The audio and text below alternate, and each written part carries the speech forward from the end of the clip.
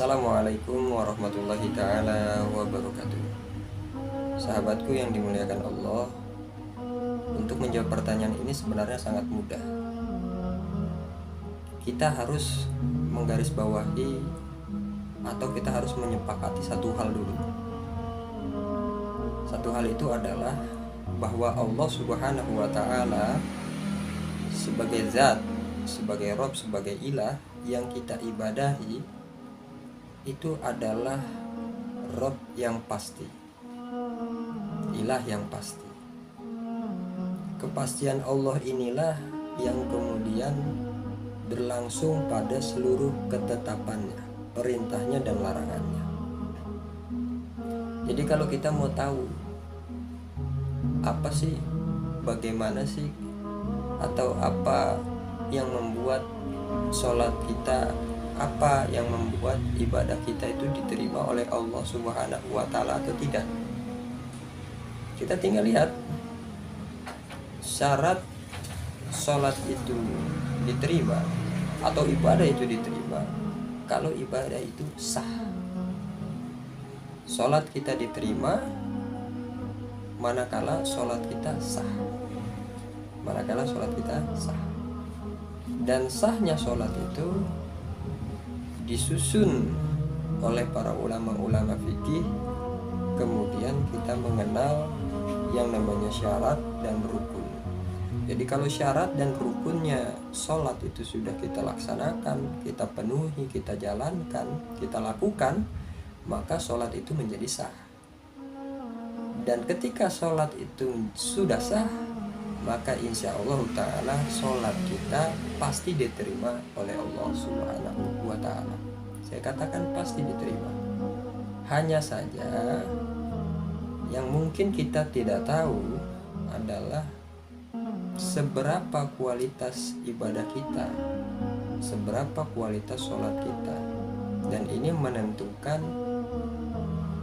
seberapa banyak balasan kebaikan yang Allah berikan kepada kita dari sholat kita itu. Hanya itu saja. Tapi kalau untuk diterimanya ketika sudah sah dalam pelaksanaannya, maka itu pasti diterima. Nah, ini dari sisi syariat. Meskipun begitu, kita sebagai hamba Allah Subhanahu wa ta'ala tidak melulu berbicara masalah hukum, tidak melulu berbicara masalah hukum.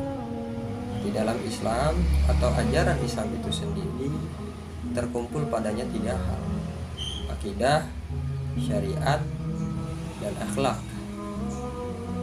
Bicara masalah syarat sah, bicara masalah diterimanya, itu ranahnya fikih, dan itu benar kita pakai.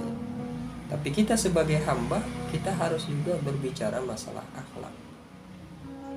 Kita harus berakhlak kepada Allah Subhanahu wa ta'ala. Maksudnya bagaimana? Akhlak kita kepada Allah Subhanahu wa ta'ala sebagai seorang hamba dalam masalah ibadah ini setidaknya ada 2, saudaraku. Yang pertama, kita harus menyadari, membawa perasaan bahwa terlaksananya ibadah, kita bisa melaksanakan ibadah itu semata-mata karena rahmat dan taufiknya Allah Subhanahu wa ta'ala.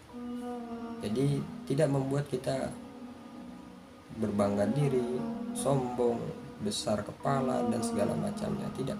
Tapi kita sadari dari awal bahwa bisanya kita ibadah karena taufik dan rahmat Allah Subhanahu wa ta'ala. Itu yang pertama. Yang kedua, sekalipun ibadah kita diterima karena tadi sudah sah, syarat dan rukunnya sudah terpenuhi, jadi sah. Kalau sah pasti diterima. Akan tetapi kita sebagai seorang hamba harus memiliki akhlak yang kedua ini. Apa akhlak yang kedua ini? Kita tetap meminta ampun kepada Allah atas kekurang sempurnaan ibadah-ibadah kita. Kita harus meminta ampun kepada Allah Subhanahu wa ta'ala atas kekurangan diri kita dalam melaksanakan ibadah-ibadah yang Allah perintahkan. Dan bukan hanya sekedar meminta maaf, tapi kita meminta agar apa yang kita kerjakan berupa ibadah-ibadah kita tersebut Allah Subhanahu wa taala terima. Karena itu kita diajarkan doa yang insya Allah taala kita semua sering membacanya setelah kita sholat. Allahumma ya Rabbana taqabbal minna sholatana wa siyamana wa ruku'ana wa sujudana wa qu'udana wa tadarru'ana wa takhashu'ana wa ta'abbudana wa tammim taksirona ya Allah ya Rabbal Alamin ya Allah ya Arhamar Rahimin.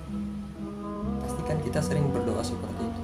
Itu untuk menunjukkan bahwa kita ini berakhlak kepada Allah, karena kita ini adalah hamba yang lemah, dan semua itu kebaikan-kebaikan, ibadah-ibadah yang kita bisa kerjakan semua itu semata-mata karena Allah Subhanahu wa taala. Jadi jawabannya sebenarnya simpel, sederhana. Gimana kita mengetahui sholat kita itu diterima atau tidak? Ya tinggal kita lihat kita sudah memenuhi syarat dan rukun sholatnya tidak. Sholat yang kita kerjakan itu sudah sah belum menurut ketentuan dalam ranah fikih, yang itu merupakan kepastian yang telah Allah Subhanahu wa taala telah tetapkan. Wallahu a'lam bishawab. Wassalamualaikum warahmatullahi wabarakatuh.